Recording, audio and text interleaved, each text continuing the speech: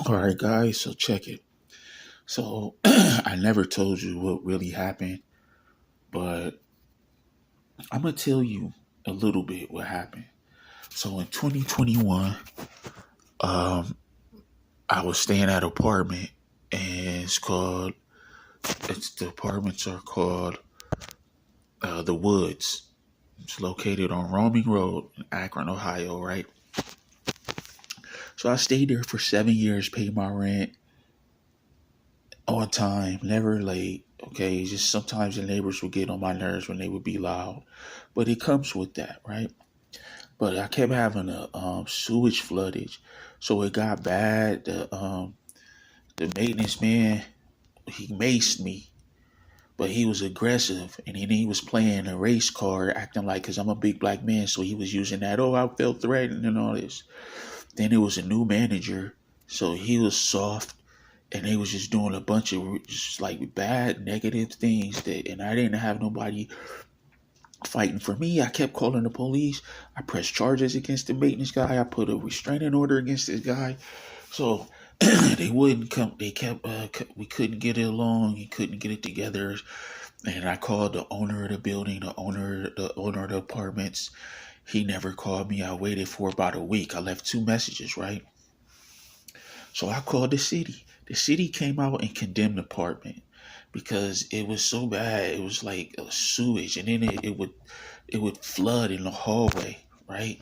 So all the apartments after mine going out of the door, it would flood all of the apartments, and right by our door would have puddles of water. Okay, and then the pipe would burst in the hallway going up the steps, and it would literally be a swimming pool of water when we walk up the steps. This kept happening, but it started in my apartment. I don't know why. I don't know what started it, but it got bad because we was in COVID, and it would start the sewage, the toilet would start flooding real bad, and they literally flooded my apartment, got all my stuff wet.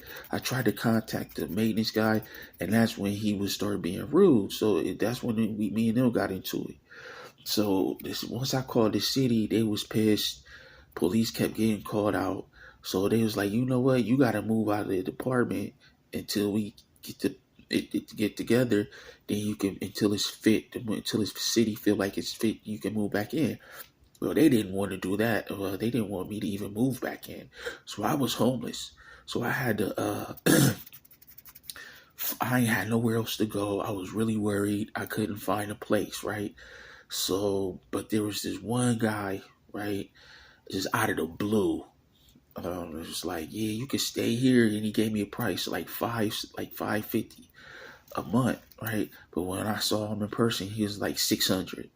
So right then and there, and then right after I signed the deal, he was like, "Oh yeah, if it's roaches, let me know." Like, so he was kind of real funky, right? So let me tell you, they once I got into this apartment, they was surveillancing me. They was trying to strong arm me. They was watching my every move. They was invading my private space. They literally removed the window to my window, and I, but I had it blocked off, so I didn't know, right?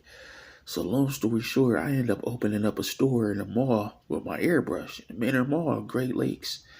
So they were spying on me, had people coming up, trying to intimidate me and all this. But it was a lot of mobsters, a lot of gangsters, mobsters, mafia type energy, right in front of my business. Right in the food court, right? But I was grinding so hard, I was taking care of the streets. So, long story short, they was doing their little intimidation stuff, and they ended up it started getting bad to where they was following me outside of work and following me wherever I go, and just giving me that full mobster intimidation energy, right? I didn't know. I did not know that, you know, this was coming from the apartment owner from the sewage thing. This guy was in his feelings, right? I never did anything to this guy. When he told me to leave, I left. I didn't argue with them, even though I ain't had nowhere else to go. They kept the security deposit. So long story short, I'm not gonna get too deep into it because it's a really long story. But long story short, I signed a year lease with this new mobster guy that I was in his apartment building that they was trying to strong arm me from time to time and doing little sneak stuff, but they had me under full surveillance with my business in Minter Mall. So they end up running me out of the city. He ended up illegally evicting me out of his apartment, and then so he kicked me out of the apartment from his apartment building, and then he had his gangster friends shut me down in my business in Cleveland or Minter. So I ain't know what to do. I went to Atlanta. So what happened when you went to Atlanta? I opened up a business and they did the same thing there, but they used different people. I wasn't aware of what was going on. Then I said, you know what? Forget airbrushing because I don't know why, but I just keep getting hated on. So I had an eBay business, right? They hacked my eBay business. It was doing good for a while. So once I saw that, they put me in a real messed up position. They made sure I was in a bad position when they hit me hard.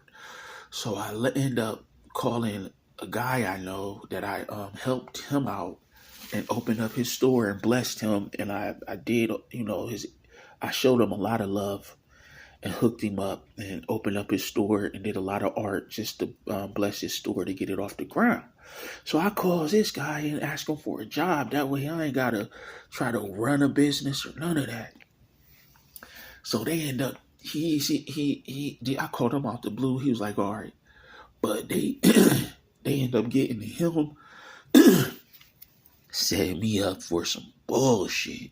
Long story short, when I get to Connecticut, I was supposed to get. He was supposed to help me get an apartment.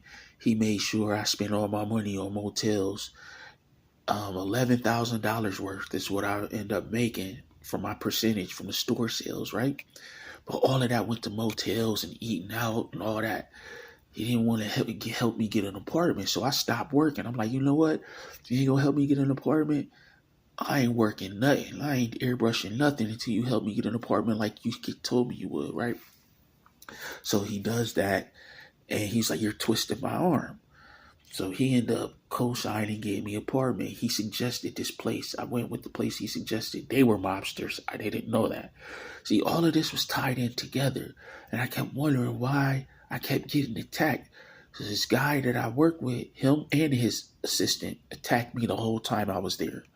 So these people connected with him before I even got there, right? And they've been doing this to everybody, everywhere I went, everywhere I've been going. So all right, guess what? Now, all right, he co-signed me to get an apartment. We in Connecticut, I gotta pay $1,400 a month's rent for a full year, based off of working in his store. This guy's hating on me, mad because the customers love me, mad because I'm pumping out good work. Next thing you know, this guy fires me out of the blue. Oh, like I ain't even last a month having my own apartment before this guy fires me. So now I'm in it for a year in the contract, and this guy was hating on me, supposed to help me like I helped him, but that's what he did. So I'm like, you know what? I was frustrated, didn't know what to do. All this time there was cameras in my apartment. They were watching my reaction. They were watching how I lived. They didn't know that.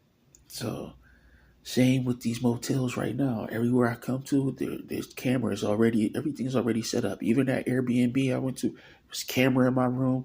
Everything was already set up. They had people coming in. Like, these people are mobsters. Okay, this is what they do. I didn't even know. And he's a city official. He's connected to the government at the city. I don't know the government, but it's definitely the city of Akron. And he's a big guy. He's a big boss. So this guy has it out for me. He see how I handle myself. He's been watching me since 2021 and shutting down anything that I touch. And I don't know why he's going to the extreme, because I never did anything to hurt this guy. His maintenance man attacked me, and I left when they told me to. So only thing I wanted to do was live, right? So check it. So now, okay, the guy fires me, and I'm left at this apartment. I don't know what to do. I didn't even tell the people because I'm like, if I tell them, they might kick me out because I ain't got no job now. So I ain't even say nothing to them. But I ain't going. That's a long story for what was happening. Long story short, I ended up getting my own store, taking it, a chance, and so I have my own store. Soon as I opened up my airbrush store in this mall in Connecticut, they sent their gangsters to harass me right away, and they pretty much did the same thing they did to me in Menor Mall, Great Lakes, and Cleveland. So now I said, you know what? I'm not dealing with this crap anymore. I'm out. And it got real, real bad. I don't want to get into the details, but I'm just trying to hurry up, even though his story is long.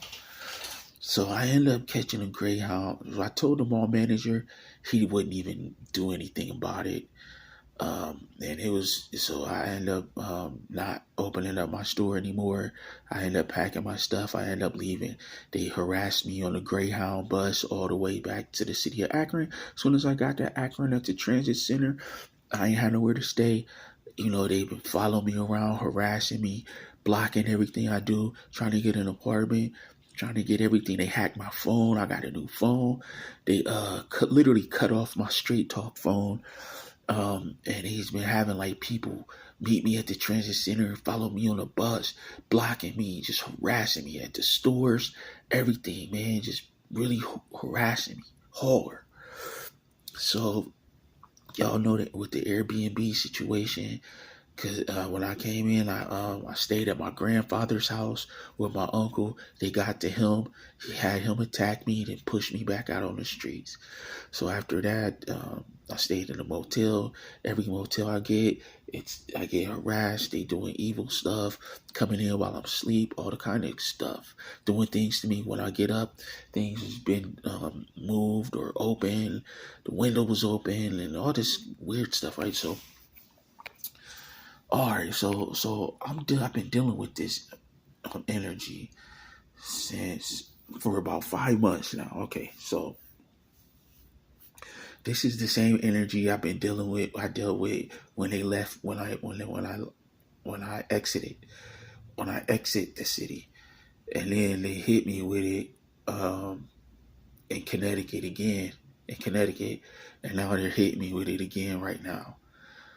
But they use different tactics in Atlanta, and so all right, check it. So they blocking everything that I'm able to do to get an apartment on Craigslist. Y'all see the old videos, right? So I ain't know what to do, man. I'm trying to get creative, trying to tap in. They blocking me on Facebook. So I'm like, you know what? Let me follow the mayor and see what's going on in the city. Because this guy is connected to the city, man. This is a big dog. Like, he got fucking garbage trucks harassing me. He got fucking ambulances following me around, turning on the lights.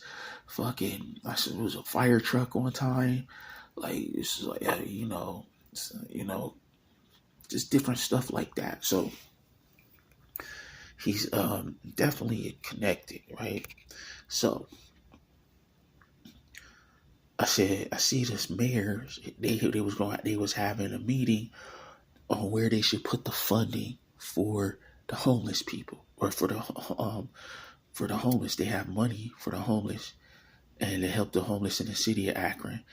So I'm homeless because of these people, right? Um, so I've been trying to get a new start, and every time I do, they destroy it. So I'm like, you know what? Let me go down to this meeting and be a part of the city. I actually want to be a part of this. So I'm like, all right. So I go down there, man. All his people was down there. I didn't know I was walking into a freaking like clown show, because that's what it was. Like, all their people, they're all his friends, and I'm thinking I'm really going down there to try to make a difference. And I was speaking of the only one that was homeless. So everybody else connected to the city in one way or another through its nonprofits or nonprofit organizations or their homeowners or whatever. So, or they represent a company or whatever. So the table, so this right here, this is me. Okay, let me show you something. So I go down there and I didn't even know they was taking my picture, man. This is me. So these people at this table, I was at the wrong table. This lady right here, just with the buzz cut, the G.I. Jane joint, she was on me heavy, right? There was a couple people that was aggressive towards me, and they didn't like it, right? Because they, I guess he had them attack me. The one dude was like, "I'm gonna do an interview with you," and like I don't want to be the face of a homeless person, bro. I just came down here for help, and I feel like the money needs to go to help single men because there's so much for the women and children. You got battered women shelter, you got a women and children shelter, you got the women's shelter, you got all kind of stuff for women and children, but nothing for single men. And the single men are dominating the homeless situation. So I'm just saying, I was giving some good ideas.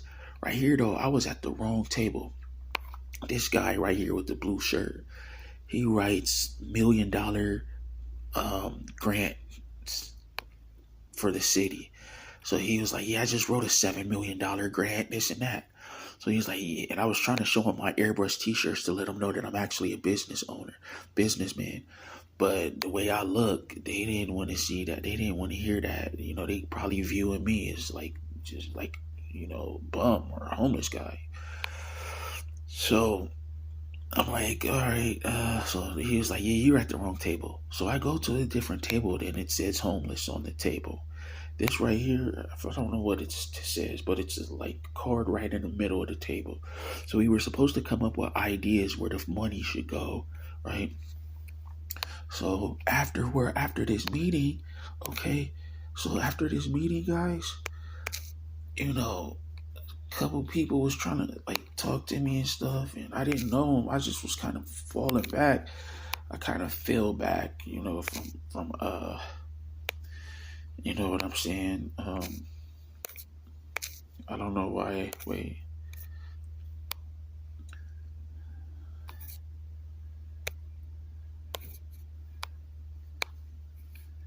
I kind of fell back um from I kind of fell back from interacting because I didn't know these people. And I could sense that a lot of these people was connected to this gangster guy, the city official guy. So I was falling back, but it was some people down there, some girls, some ladies, black girls, saying they gonna help me and all this, and they're like top dogs. I'm thinking they with the United Way and all this. So a couple people gave me some numbers to call, whatever. But then after this, we had a meeting, right? I had a meeting with this girl, with these two girls, and they was like, "We gonna help you get an apartment." They was telling me selling me all kind of dreams. Then I called them the next day, and they was like, "Yeah, you gotta call, we gotta do an assessment for you, right? We gotta do an assessment for you because this white lady was pushing mental health down there, and they were pushing that like mental health. That's their thing right now. So if you got mental health, they'll help you, right? So I don't have mental health problems. I'm very sane, but they were trying to push that, and I'm not. I'm not doing that. I'm not going to even lie and fake, right? No. So so now she was like, I'm gonna have my you gotta call this girl name. I forget. I think her name was Tina or something, Lisa or something. She's like, call Lisa. Lisa never called me back. I kept calling her. So finally I get in touch with her. She does an assessment and she's trying to push. She knew she wasn't gonna be able to help me. So she's like, "Yeah, you need a caseworker." So I'm like, I don't have mental problems. Well, it's not mental, it's just a caseworker. So they were trying to push that caseworker type deal before, but it's really, she's like CSS. I'm like, well, I'll write it down and I'll do the research to see if these the people that I need to be connected to. So I looked at this what the CSS is, and it is mental people with mental health issues. I don't have that. They won't. So, and then she was like, "Well, I can help you if you're gay." So she either you gotta be, gay, non-masculine, or you have to have mental health issues to get an apartment. So I'm like, well, you're not able to help me. So then after, cause she was like the lady, one of the girls that I was talking to, she was like, yeah, I got a whole team. We gonna get you connected to the apartment locator. She told me his name, gave me his number, and I was calling the whole team after I talked to the lady. But the fact that I didn't go do the crazy route or go the gay route, right? They won't pick up my phone. They won't do anything. So now I'm scrolling on Facebook and I see they got my picture right here. Like, and you see me with my little suitcase that I've been hauling around for the last 4 or 5 months. But I pulled out a stack of airbrush t-shirts to show them my product, custom art. So the thing is, okay, they said I was at the wrong table. These are big, big, big wigs, right? So this guy is connected to the city official. So I do my research and I'm scrolling through the mayor's, timeline, and he says, okay, we have a weekly newsletter. You guys check it out. So I'm looking at the weekly newsletter, okay, and what do we see? Fuck. Look, community needs meeting and survey. And yo, check it. Who they got? Oh my God. Yo. See, they sick and twisted. Like, they don't have healthy minds, guys. Look what they have in me. Look at, and they're just mocking me. Like, I was at the wrong table. And they're like, yeah, he's an organizer. And I got up from this table and I went to the right. But why would they have okay. They just mocking me. They had a great laugh from this, guys. But the thing is, yo, and they've been bullying me and harassing me since 2021, bro. And they've been turning it up since I got back to this city. So listen, hey, yo, but I want you to pay attention. See, you have to pay attention. You have to look at things through your third eye. And this is the reason why they're attacking me, because they some demons. Well, this guy has a bunch of buildings. He has 18 properties, big, big, big buildings. And he's a billionaire probably. But look at the colors. What stands out to you on this right here? You know what it is. The red. This guy is the only one that's wearing a red shirt or any other color shirt. Nobody's wearing bright green, yellow. Nobody's wearing anything. He specifically had these people wear black. He knows I'm wearing black. And it's just the one guy with the red shirt that's going to stand out. They've been harassing me with red cars, and red everything. So you got to be able to look at it. This is some subconscious or hidden. And they said these guys are Masons and connected to Masons with the little pinky rings and having all these people attack me. And look at, just different crazy things. But I'm just constantly being harassed, guys. And this is a big guy, city guy. I'm just a little nobody that's trying to service the community with airbrush t-shirts. And I end up, getting into that situation. Why would you try to bully me? And I called you, and then somebody down there was like, "Well, it's a two-way street from the landlord and the tenant." I'm like, "You sure are right." So I called you to communicate with you, and you were one-sided. You wouldn't even call and communicate back with me. You thought I was just some just knucklehead out here. No, I stayed here 7 years and never missed a payment. I've been very efficient. I've been servicing my community the whole time I've been here. Okay, just quietly, just servicing the city of Akron, blessing the people with mothers with airbrush t-shirts and everything. But he did an attack on me And I left. I gave him the security, let him keep the security. I gave him the security deposit. I left without any problems. After that, they've been harassing me nonstop.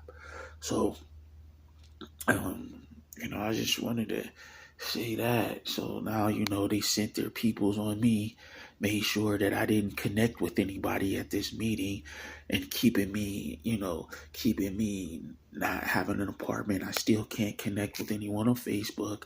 I still can't connect with anyone on Craigslist, and they're having everybody deny me. So, and they're trying to push me to do the CSS thing. If you really want to help me, you have all the power to help me. I went to this girl's Facebook page. She has a lot of resources. She has a lot of people that she could direct me to. She won't even pick up the phone, and she's a nonprofit, but she's doing it big. Okay, she's connected to him. Okay, and then this guy sits up here and freaking puts me on a freaking newsletter, yo. You know what I mean? It's just, when you have money, you can do whatever. So these are his people. He told them to do this, and they listened to this guy. It shows you how much power he has. This is freaking like mayor's office, for goodness sake. And I got this guy harassing me, bro. Following me around everywhere I go, shutting every freaking thing that I do down. When I was in the Airbnb, he had people moving the Airbnb to harass me. These are all facts. But I do look like I'm handling some business, man. Good God. I'm out, man.